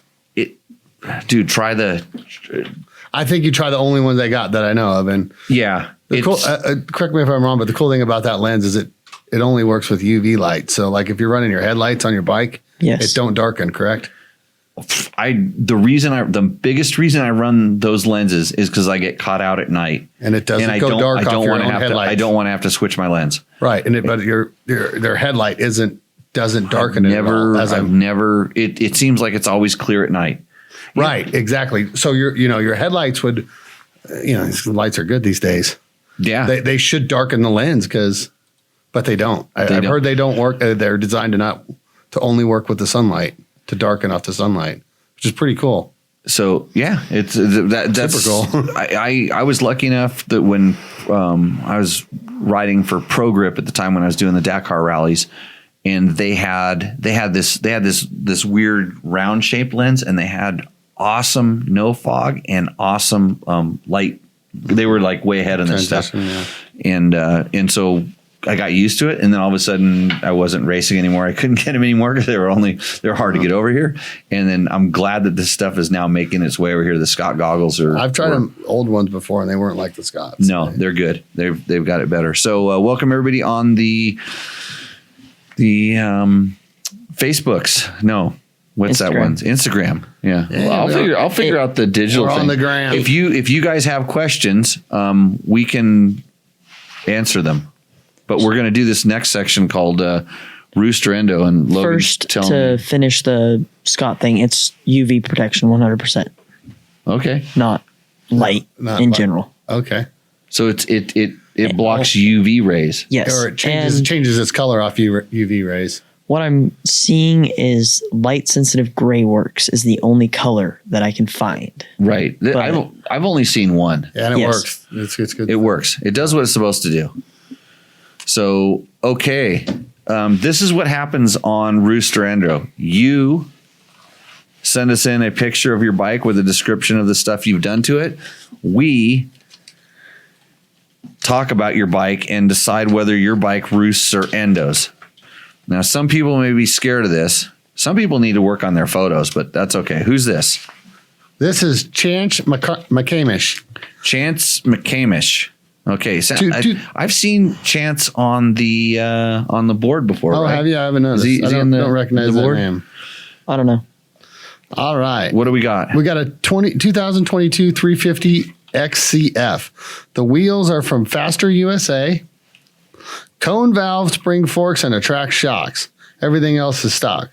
So wheels and suspension on this baby. Didn't we just do a big turd? We just talked about how good the cone valves were on that the stuff. track shocks. They're really good if you get them set up. They can, and they're different. They perform differently than the stock stuff. They have a different character than the stock air stuff. I like the air stuff. I know you don't, but I do. I've just had bad luck with them, but yeah. People. And honestly, the learning curve for me has been steep, and I don't think that's the fork's fault. That's me. Well, I mean, I can't. I don't know. Maybe I'm too set in my old ways with spring forks, and I keep trying to look for something that I found there, trying the same old things. This is a good bike with a bad picture, and for that, Chance, it's good. That's a really good bike. Let's face it. It's a brand new. That's a really good bike with a bad picture. And I don't know, it's probably really good. It's probably a really good bike, but bad picture. I do like the new color scheme too. You should have just leaned it up. A lot of people bag it on that color scheme, but I think it looks clean. I like the orange frames again. All that. I like orange. I've always liked the orange frame. He should lean it up against the truck. At least he didn't have it sitting on a log. Okay. Slight endo. Yeah. So we're going to do a Zoom call. Not a Zoom call, but a video. Video. A video submission. Who's this from? Not entirely sure, but we will for sure give a name after. Okay, because it's the title of the video is the guy's name. Yes, but once I click the scene, it will play the video. Yeah. So we're gonna watch a video here, and if you're on the the books of faces, or the other thing. Oh, Instagrams. You're probably not going to see it. Actually, I'll show you how you can see it. I'm going to just point it over here. So, hey, Dirt Bike Test Group. Wanted to show you my Rooster Endo entry. It's a 1971 Honda SL70 4-speed shift model, 4-speed with a clutch. It's got all original stuff on it, original grips. I did change the tires because they dry rotted out. But this bike really jams. I took it all the way from Barstow to Vegas. Barstow to Baker. I've done Barstow to Vegas on that one. And I even did Barstow to Vegas on this KTM as well. And in the background, I've got an original 73 Penton that I'm working on restoring. Just wanted to tell you that this SL70 is roost material. Yeah. It's got a Myers-Banks. Go back to that Penton. So we're evaluating. He wins. We're evaluating the SL70. Who cares? He wins. That's a pretty cool. It's a pretty cool little bike, SL70. Yeah. Robert Covington. Robert, that's a nice garage. He's got a sweet Yeah, he's got a lot of sweet stuff in the garage. The SL70 roost. He wins. Yeah, it's All right. good. We're gonna give it a good thing. I'm over there, buddy. I got a soft spot for vintage bikes. I'm eyeing something down there on the side. What are we at here with Chris Smith? Can we do Chris Smith? Yeah, let's roll to Chris Smith here. Here, I'll give you that Logan. Give you the bike. So if you on the Instagrams want to get in on this action, oh jeez. Wait Remember, for the caption. This is Dirt Bike Test. No, he gives a good description on his tires. Here we go. Here we go. 2010 YZ450F. It's got handguards, big brakes, and worn out knobbies. They're not worn out knobbies. That's a supermoto bike. Yeah. Oh, it is. I didn't. Yeah, Sure enough. That's a cool way of supermoto describing bike. It's a horrible picture too. You almost can't. You can't even tell if like the suspension's been cut and things like that to make it a real, gnarly supermoto. We don't do. You forgot to put that he's got a graphics or numbers on there. Yeah, we don't. A huge budget on Rooster those numbers. Endo is we don't do. This one's like nose diving in here. This is Endo. We don't do supermotos. Went all out on that number there. Try had like an abnormal amount of supermotos, or guys that got like the hybrid supermoto with the wheels. They have the extra set of wheels. Hey, Dirt Bike Test Group. Wanted to show you my... Hey, Logan, you just shot that video again. Yeah, but that guy's cool. Again. He's all right. That thing. Oh, Jimmy, this is cool. All right, here we go. Oh, wow. Look at this thing. Who is it? Jack Jordan. Yeah. Oh, good. It's a name that we can't pronounce. Like, imagine that. Hugh Breeds. The GT is going to be silent. Gertz. I think the GT is silent. Hugh Breeds. My guess would be Hugh Breeds. Hugh Breeds. Found this 1985 Yamaha TY350 under a tarp with an engine full of water. Is that a trial? It's a TY. It's a Yamaha TY. Yeah. Okay. Did every period correct trick I could find from factory Yamaha TY mono rides. Custom front disc from a CR85. Drilled damper rods. Frame head angle tucked. My dude has done some work here. Wait, he cut the frame rails? Yeah, I think so. Wow. Yep. The CR85 Honda Odyssey piston, sleeve to jug. Who would have thought that ever worked? How does that? It's a Yamaha, and you put a Honda piston in it. A Honda Odyssey piston. Yeah, that's out of the little original side by side. The original side by side. Yeah, look at this thing. Sleeved jug, custom jug spacer for the piston crown height. So obviously, somebody knows what they're doing to do all that. B&J muffler with a flat slide carb. Put a longer swing arm on it, extra clutch plate, and to hold all the torques. Okay. Because motors, obviously. So good on you for getting the entire bike into the photo, which seems to be a challenge for a lot of our viewers. I like the whole bike in the photo so we can actually see what it is. I'm amazed at how much work he's done to this thing. Fantastic. There's a lot of love and labor and hours in this thing. And the fact that it doesn't have a graphics kit that's bubbling on it or cone valve suspension on it. and it's good. This thing roosts. A couple more little cool things he did. Longer clutch arm, which is kind of cool on those old bikes. The clutch arms were really hard too. Yeah, they're really hard to pull the clutches. Roost. A flywheel and alter the shock geometry. Well, I think that's our last. Oh, we got a video one, right? We got another video one? Yes, but I don't know how to do this without playing the previous video for a second. So. Hey, dirt bike test.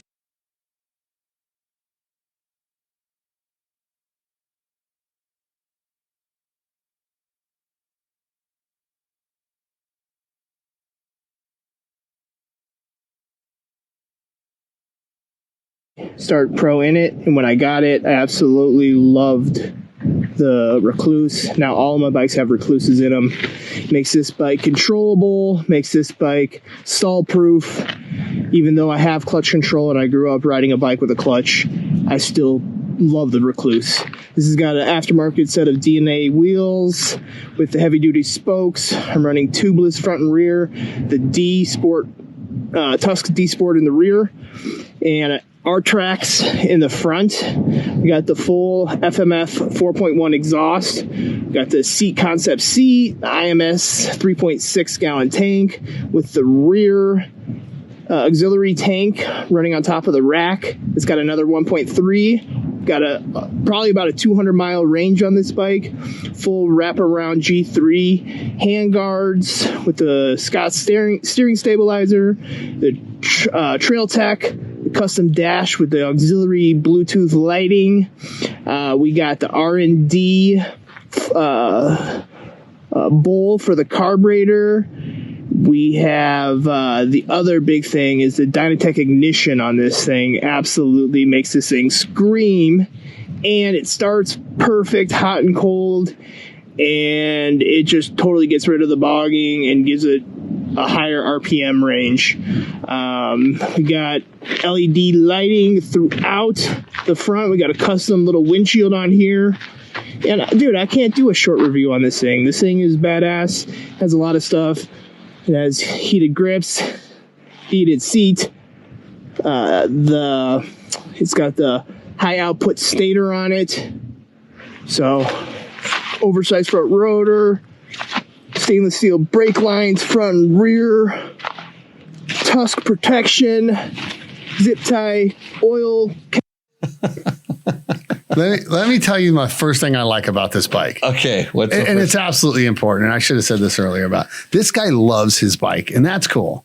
That dude, you can tell that dude is passionate about that dirt bike. He really loves his bike, and that is cool. Yeah, he really likes his bike. I always like that part when people Instagram. I like people that like their bike. Even, and I think he's probably got a pretty good sled there. He put a gas tank on his rear fender and a big Clark or something on there. I think he's got a lot of stuff going. And you're right, he does. He loves that bike. He loves his bike. In his voice, right? Yeah, he was getting excited. Yeah, he got all like I get all stuff. Yeah, all excited. I'm afraid that if I say this thing endos, he's going to come over. We don't need this guy climbing a clock tower, do we? He's going to ride. He's going to ride this thing over here, climbing a clock tower. And I don't. This bike is roosting. Yeah, it's roosting. Yeah, we're not. It's not because we're scared of you. It ain't the best of the night, in my opinion, but it's up here, buddy. You don't think it's the best of the night? I like the homie you ride. You like the old stuff too. For vintage, man. I don't know what's wrong with me. I don't know. I don't know. It's We got a lot to choose. We got a wide variety tonight. I mean that SL70 was super rad. Yeah, but he wasn't focused enough on the one bike. But he did keep it under 2 minutes. And it was just a video submission. And we liked 3 seconds. Huh? Yeah. It was 3 seconds short of 2 minutes. 3 seconds. The SL70 video was. No, the other bike. Yeah, the other one. He had to clip the video down to make it under 2 minutes, and he didn't even tell us what kind of bike it was. He had to put it into the message. Yeah. You don't even know what kind of bike that is. No. What was his name? Todd Kelly, I believe. Is he in our chat? Todd Kelly. Good bikes, right? Oh, 2009 WR 450F. Well, we know what it was because it was on the video submission and stuff like that. So I'm I'm curious about. Oh man, I'm okay. We're gonna do paper, rock, scissors tonight, or what? Yeah. If I have a vote, I'm going for the. Let's just the good say old okay. dude Let's that go. Barstow to Vegas on that old bike. But Well, he did to He did it on Barstow three- on it. I got confused. he did it on 3 different bikes in there. But one was a modern KTM. Right. Then that big adventure bike, like. So my favorites are Mr. Passionate WR450. I like this. Yeah, for sure. I really do. I actually like this. I love his passion. I mean, I like the cone valve guy. I just like it's a. You don't like the picture of all either. the bikes. But that's a really good. I mean, that's a brand new KTM top of the line. Okay, so of all the bikes that we saw tonight, which one would you want to ride? Oh, good question. I'd jump on that thing all day. Yeah, see, this is the one you'd want to ride. I would ride the super weird. Although, hey, what was that old Trials Yamaha? bike? Was that Yeah, the that trials one. bike? And it's The TY? That was what Yeah, they were the built for TY trials, 250. right? Yeah. I wouldn't ride. I'd say, why don't you? That's a lot of work when you could just buy a gas. How much is I shouldn't even talk about that, but I look at Charles' bike and go, how much are they advancing compared to like everything else? Oh yeah, they've advanced a ton. I mean that thing. They're hard to tell because they don't probably. I don't know a lot about them, and it's probably a great putt-putt bike. So this is the bike I'd want to ride. That guy's the most passionate. And those other 2 were super cool. Like 4 out of like the thing with the worn out supermoto tires on it. That's no good. That's just off the off the chart. I forgot about that guy. Yeah. This guy could use the Takomoto stuff because he hasn't done that much stuff to his bike. No, that bike could use a lot of stuff off Tacos. But the guy with the SL70 who he does have some modern bikes that could benefit from it. I don't think anything Mike has anything for that old thing, but no, he wouldn't have it for that. But he does. He had a KTM 1090 and the other thing in there, and he got confusing. But his garage is good. His garage is cool. Okay, somebody else decide. No, Logan, who wins? Who do you think wins? You like the SL70 video? I would personally want to ride that the trials bike, just because it seems sketchy and I want to see what it feels like. Yeah. But I don't really know. You don't know. Yeah, who knows what he's Who done? knows? I think guy's done. He's changed the framing angles and stuff on it. So Yeah, that's a lot. That's a lot of work. I don't think Takomoto is going to help him because he's not going to find. He's going to build it himself. He's going to build it himself. I think the guy that the SL70 guy. What was his name again? The old boy, Rob. The first video submission. Rob Covington. Congratulations, Rob Covington. Rob, yeah. You are the winner of the $100 Takomoto certificate. You will, I'm sure, find something to do with that in the garage. So reach back out to us and we'll put you in touch with Takomoto, takomoto.co. Lots of stuff for everything but your Yamaha TY 250 probably that needs a Honda Odyssey piston. That's rabbit hole. How deep have you gone on old? He said where you YZ mono something. Yeah. Lengthen the swing arm, cut the frame rails. This is the level some of our fans go to kind of keep this stuff going. Yeah, so it's good for him. I mean, you can. I don't want to speak too loudly, but you can tell that guy doesn't get along too well with his wife. He's out there in the garage doing stuff like that. So on the Instagrams, Jason Abbott, who actually, you know what? Jason Abbott says, let's talk about your helmets up there, Jimmy. Every time my camera falls, like it goes like this, and they can see some old Biaffi helmets. You would think that those helmets they had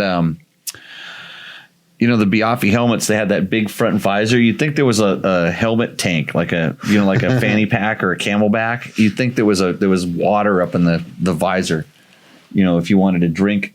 But those are older versions. The original ones had like a plastic form shaped. I don't know anything. Visor. Where were those made at? I don't know anything about Italy. Okay. The Biaffi thing. Same as the Suomi's. Jason Abbott was Honda's media guy for a long time. I think we should have Jason on the show to talk about dipshit media. I like it. The old motorcycle journalist. He probably doesn't live in deep enough in the woods to go down that.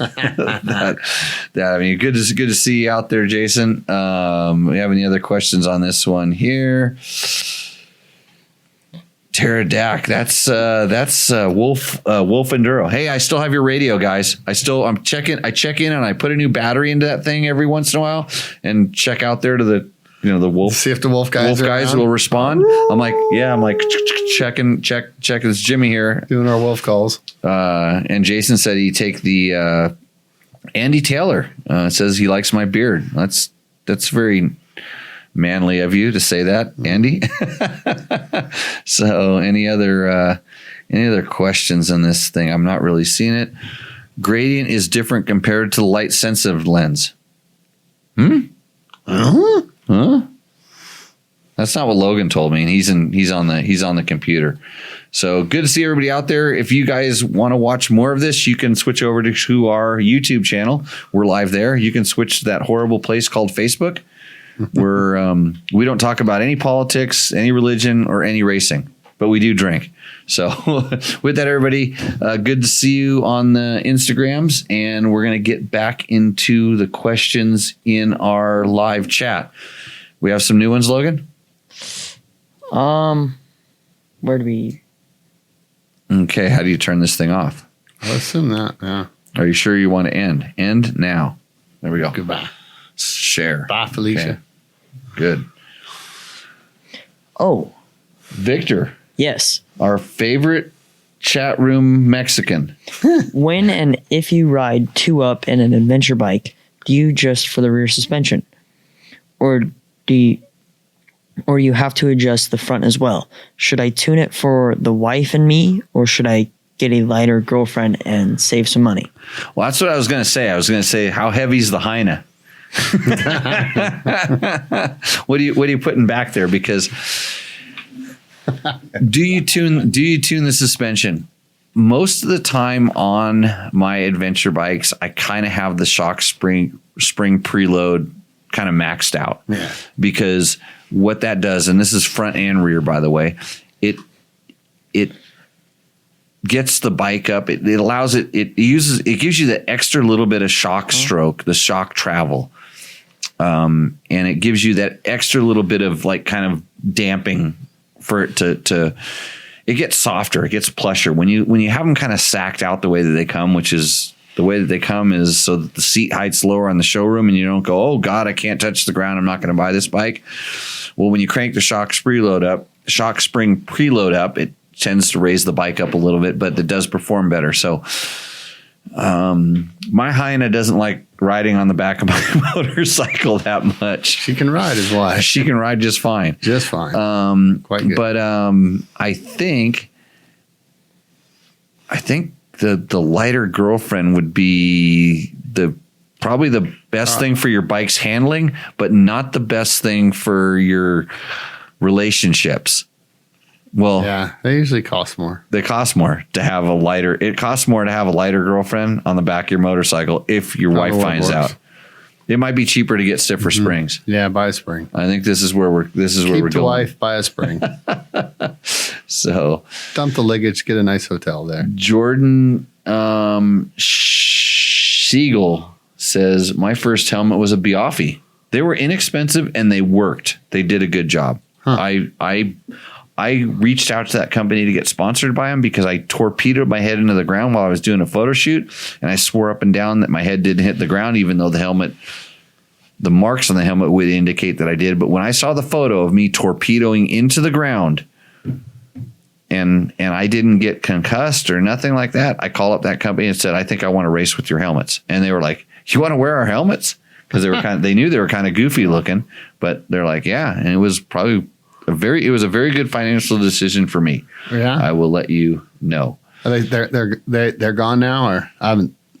Yeah, well, Bell they bought Bell or really? Something, or I don't remember the exact history, but so somehow they're still around, or they're just re-whatevered. Yeah.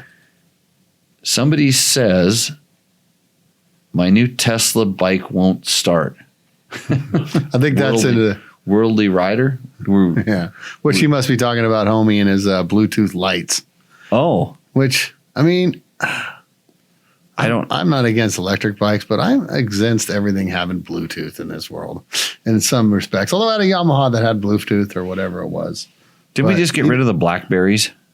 Didn't that just die a certain death? Like I mean, like what Bluetooth, Wi-Fi? It just means that something can connect to my thing, and then I know or don't know. So what does it tell you how that that works? lights are on?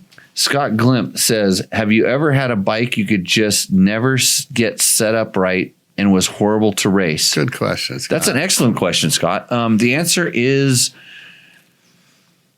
yes, and I always would blame me, not the bike. Like I would blame myself that I didn't have the time or the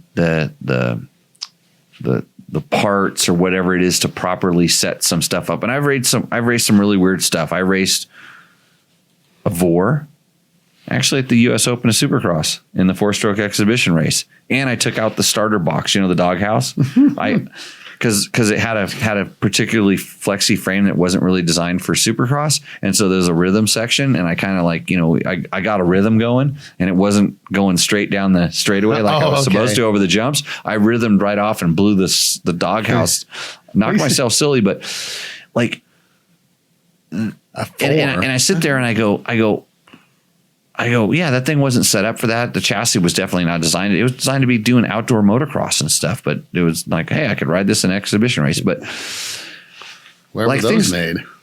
Italy. Yeah. It was a Vertimani, but they took a Vertimani, and then they made a production bike out of a hand-built crazy ass thing. Interesting. So, but that's just one experience. I never super got along with the RM 2-strokes, and every once in a while I try to I raced the RMZ a little bit. It was okay as long as it was like more desert racing and not too much Grand Prix.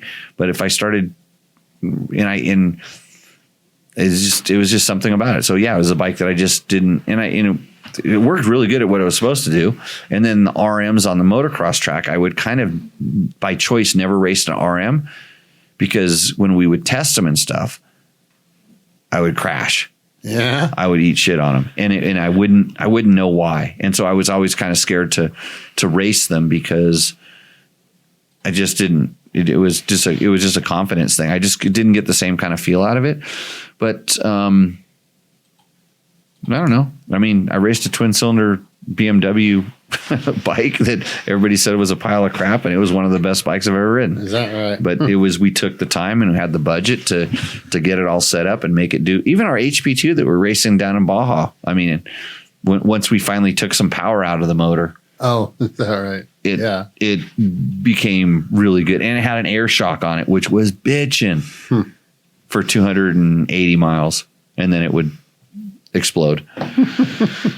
So, there's lots of bikes.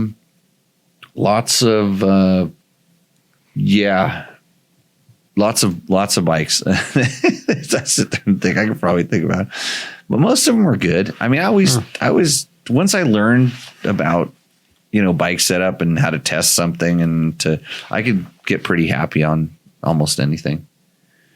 So, what's another one? Finn 825. Finn 825 says, does the KTM 350 XCF still lack a sixth gear? It's always had a sixth gear, I thought. I thought so too. Maybe the SX was a 5-speed. How did that work? Mine's I say the 350 had it, and maybe the 450 didn't for 1 year. 450s, or maybe a few 450s. Years. Well, they used to have 4 speeds in the motocross bikes. Yeah. And then I think the XC and the SX and XC have always been 5 speeds, but not 6 speeds. But I think the 350s are 6 speeds. And I wonder if they changed the SX to a 5-speed. Maybe. I don't know. It's funny, they don't really do a lot of press or media with the SX, and you kind of have to really beg to get a 350, because they sell every one of them. They're just gone. Anybody else going to do that, or what? Just them? 350s? Yeah. Well, there's that other company called Husqvarna that makes them. Yeah, and there's that other company called Gas that makes them too. It's funny, they're really similar. It's like kind of like a red and a white KTM. Yeah. But they're different. So I don't know how it works. Have I tried the Maestro Dobel Humatio or just the Castanil? Or Here's a better way how to say that, Jimmy. Victor Yes. says, would you want to try these 2 fancy tequilas? When should I bring them to prom? Tomorrow. Yeah. Tonight? I don't know. How long, when can you get here? Yeah, come for the next show, Victor. Yeah. See, Dirt Bike 365's baiting you big time over there. Oh, really? Yeah. I saw another question in there. Oh, Jimmy, what is your favorite bike right now? Your go-to? Currently, it's absolutely I'm going to just hit the buzzer. no. It's KTM 300, True. Yeah. bro. I didn't even know I made a New Year's resolution to only ride 2-strokes this year, but I kind of noticed that after until the class this weekend, it's all I'd you rode. only ridden 2-strokes. You get the new one. I have a YZ125 and I have a KTM 300. They're both brand new to me, and that's all I've been riding. And so I'm just like a 2-stroke guy again. But this weekend I rode a Husaberg 570. It's Shading. quite possibly the most powerful bike known to man. I use that just to show off in front of the class. I rode her for a smidge too. Yeah, it's a good bike. Heather rode it. I think the bike got hoard out a little bit. Everybody rode it. She's dirty. Yes, Victor, bring that whatever kind of tequilas that you're talking about. Mm-hmm. Andosh, Ando, and Osk Pad Ease. Did I say that right? Come on, Logan. How do you say that? Endosk Padisk. Endos Padisk says Vor and go. It means no go, right? I don't know. Dude, they had really nice motors. No, and Andosh, Vor, no go, or maybe good. I don't know. Yeah. I had fun on it. Right. I wonder why I don't. When you said you took out the doghouse, I thought you meant on the start. I'm like, no way. No, I was going down. I was going down the full Larry. Well, it was a I get it the now. starting the doghouse was on the side of the box. It was right next to the thing. There was no gates. There was a doghouse and no gates on one side. All the gates on At the other the side. MGM, right? And I went off. Yeah, MGM. And I went off the track and just blew the starting house out. I think I pretty much tabletopped. I did a Bubba scrub. Oh, I scrubbed you it. invented the scrub right then. But you know how when you scrub the idea is you actually slide your front tire off the jump. Well, I think my front tire was in a different rut going off the jump, and it turned, and then it turned the whole bike, and then it was like a tabletop, and then I landed on this doghouse. There's probably video of that someplace. I don't know. Oh, really? Yeah. So why Worldly Rider wants to know, why do dogs bite front tires? That's a really good question. And that is weird. Yeah, they've had them come at my front tire. yeah. Straight Sandy Valley. You can't even get through there without having 3 of them try to get you. Yeah. Yeah. So like I say on this show, we can answer 9 out of 10 questions without referring to a reference manual. And for this I think Logan's going to have to go to the reference manual and I think get you might already know. He's a diet dog whisperer.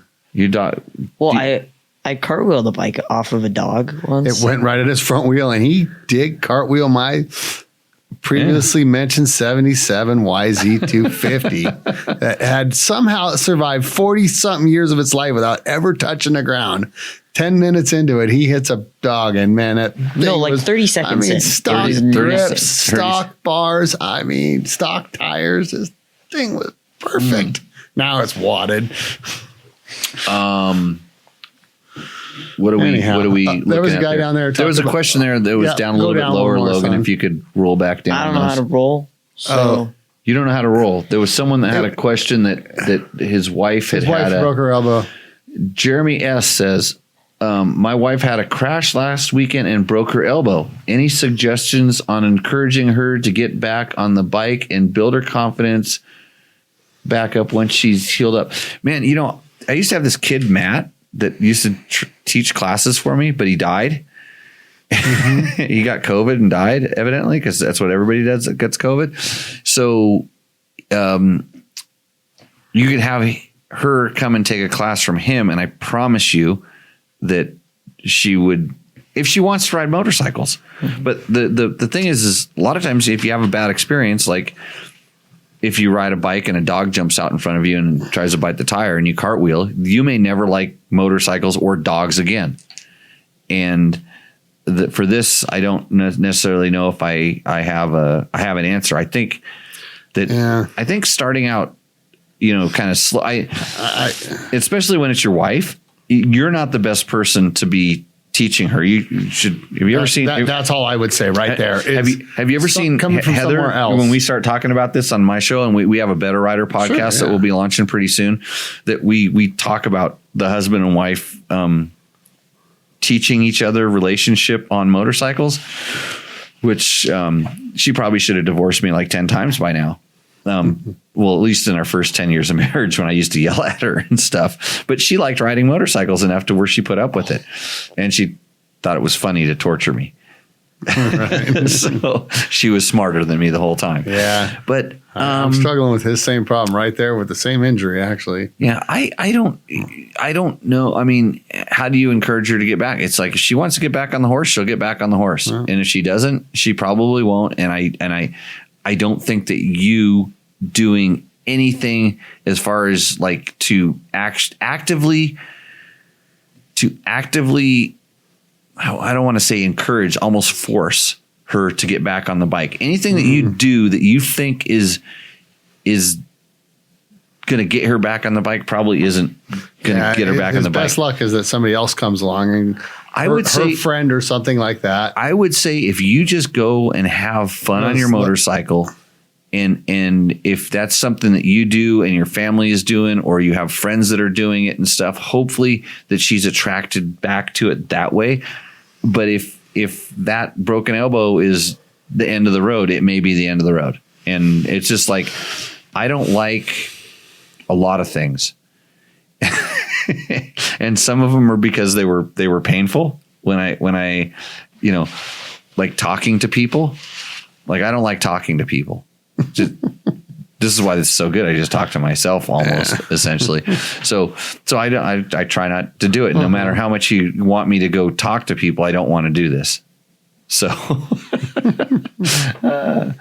yeah, good luck. I hope she does come back, because motorcycles are really fun. Yeah, you can do them for a long time. Good times. I mean, trying to get you to endo. Somebody's trying to get me to endo. I've seen that happen. And Victor says the broken elbow is going to impair the ability to make sandwiches. So Victor's back. Maybe trade her in. Maybe it's time to replace her. I don't know. I don't really ride 2-year-old motorcycles. I always get new ones. Yeah. They expire, man. Let's see. Carlos Salas says 350 4-stroke or 250 4-stroke for tight trails. 350. 350, 350, 350. Or get a 250 and make it into a 280.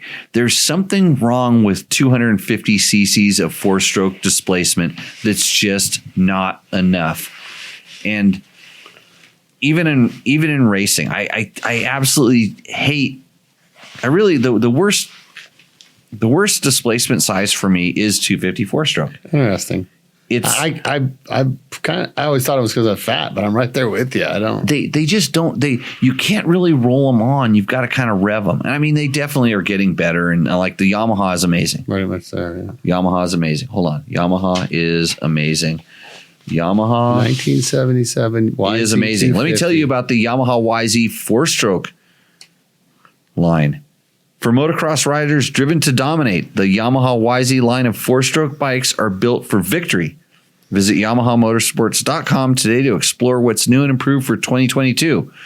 The YZ 450F, because we like 450s, and the YZ 250F, which is the best of the 250s, because it has torque and power and everything I'm going to complain about when I'm done with this read. To a 350. Bring performance with a powerful 4-stroke engine, reduced unsprung weight, and new suspension settings.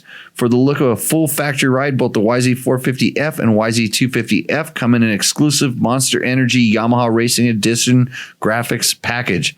And you can take precision tunability to the next level with the Yamaha exclusive and the industry's only free power tuner app, which I'm just going to add something, is awesome. Visit YamahaMotorsports.com today to find your Yamaha YZ and enter the victory zone. So the problem with 250s is they're tuning them to make power, and unfortunately they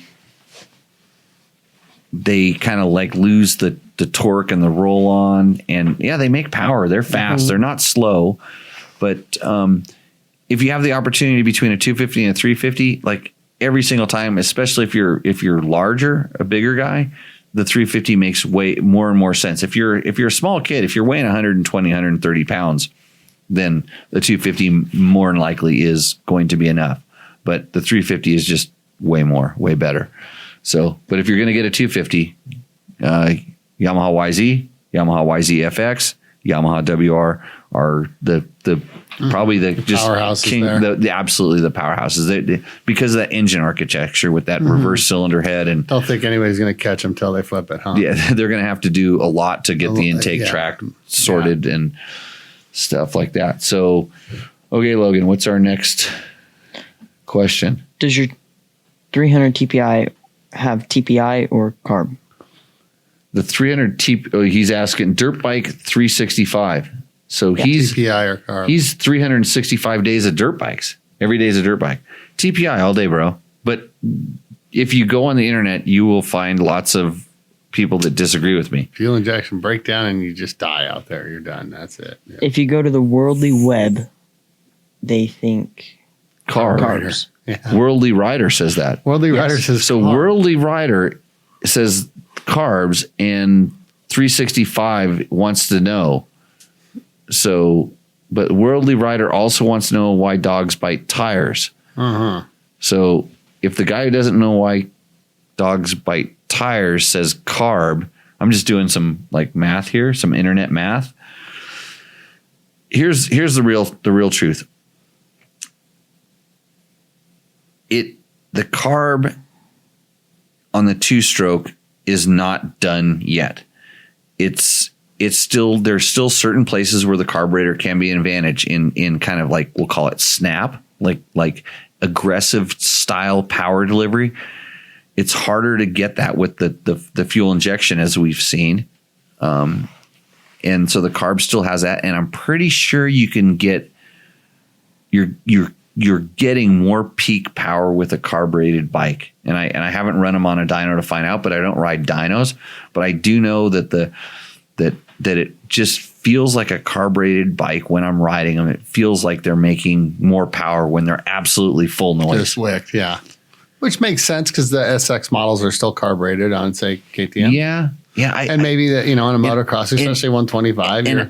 And I, like I said, I don't know if that's actually true. I don't know if the TPI bike is making more power, but because the TPI bikes, the fuel injected 2-strokes feel leaner all the time. They feel ridiculously lean. Like if it was your carburetor, you'd go, I got to put a bigger jet in it. I got to put a bigger main jet. Mm-hmm. And so I think that lean feeling, because sometimes lean doesn't feel like it makes a lot of power. Right. Lean, you would, if you were too rich and you leaned it out, you're going to get more power. But when you start going too lean, they always felt it goes over. Yeah. They felt kind of flat, like they didn't make power. So I think there's a little bit of a perception there. But I wouldn't say that having a for trail riding, I think TPI all day long. When you start going to racing, I can make the argument for carburetors. I still can say that they're not. What if you were racing Erzberg tomorrow? TPI. Okay. But that's different kind of racing. Exactly. So I think you need to specify motocross okay, racing. Yeah. Like aggressive, Yeah. And I was thinking about it today when I was riding my 300. There's a couple of places where I kind of wicked it up when I was kind of racing across the desert. And I'm going, what I want to, and for me, it wasn't TPI or carbureted. It was like 2-stroke or 4-stroke is what I was thinking. Would I rather be on a 4-stroke now than a 2-stroke for doing this high speed desert? And the answer is probably, if I was trying to win, like if I really wanted to go as fast as possible, probably 4-stroke, so anyhow, okay. Best inexpensive trail bike with an E-start. Good luck. Jordan. Oh boy. I don't think there's such a thing as an inexpensive bike right now. No, there is not. They're he's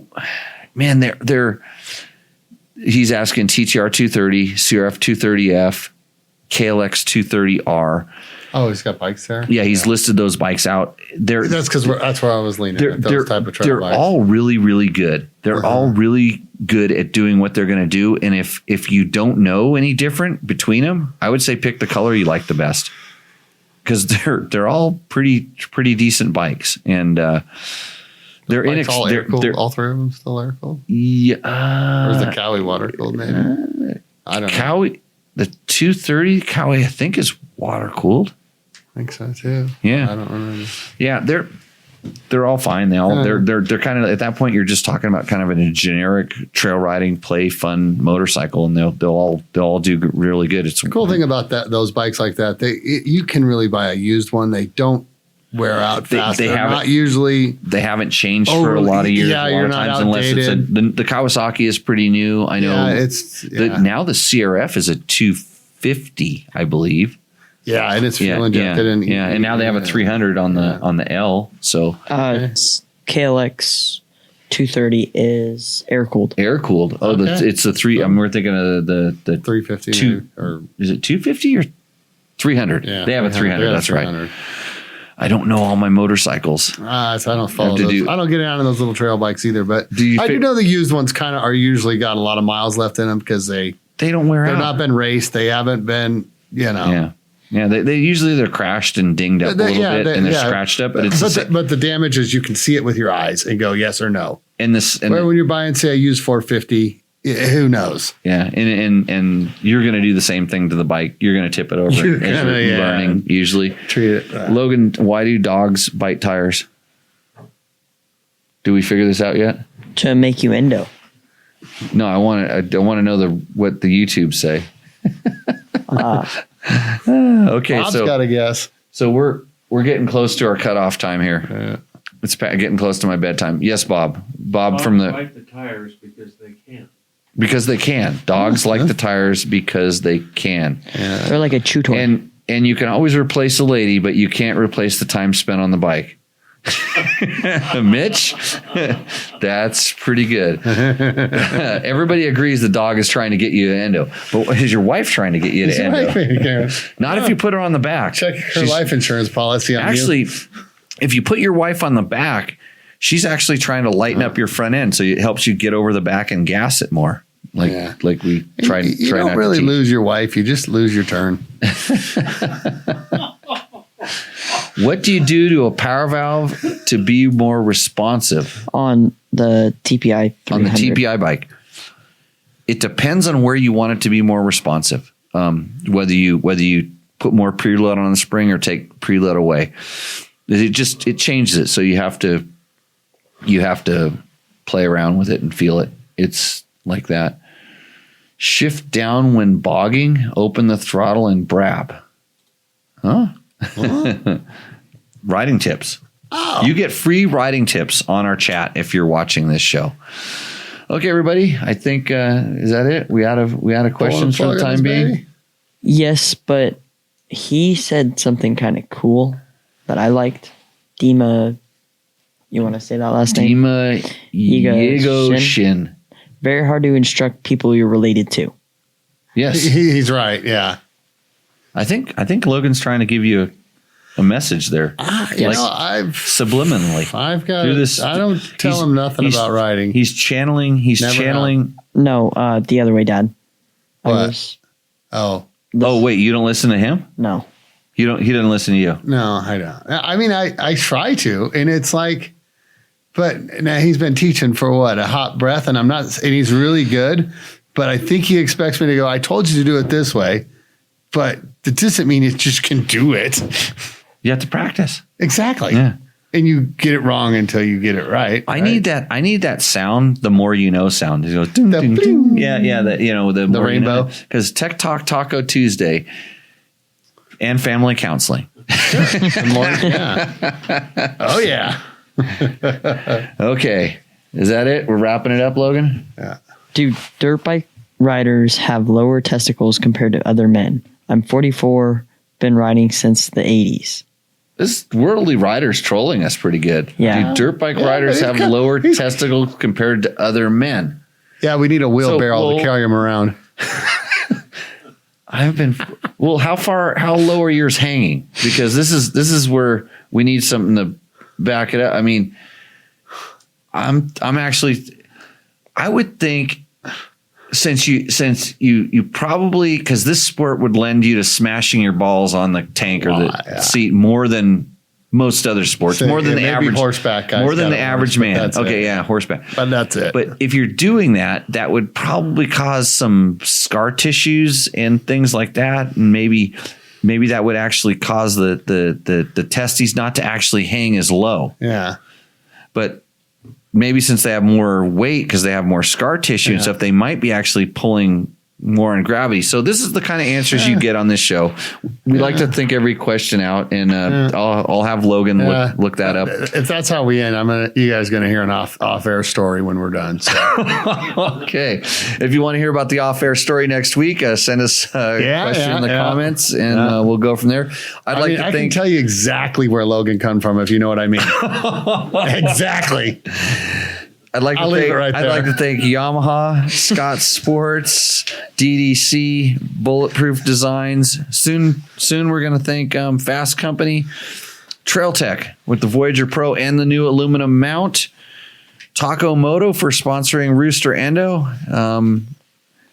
And that's really about it. If you want to sponsor the show, hey, also, if you're watching now, if you're still suffering through this horrible thing, go through dirtbiketest.com, click on the link to Rocky Mountain MC. We get a little cut when you buy there. A lot of our stories have Amazon links down at the bottom. If you do something through that, we get a little bit of cut there. It kind of helps us stay current. It pays for the internet bandwidths or something like that, and it puts food in Logan's belly because his dad sure as hell isn't feeding him anymore because he's spending all that money on dirt bike parts. Stuff. Okay. So with that, we will see you out in the trail. Woo! Cheers, everybody. Bye, guys. That was fun. I have to hit the end button, don't I?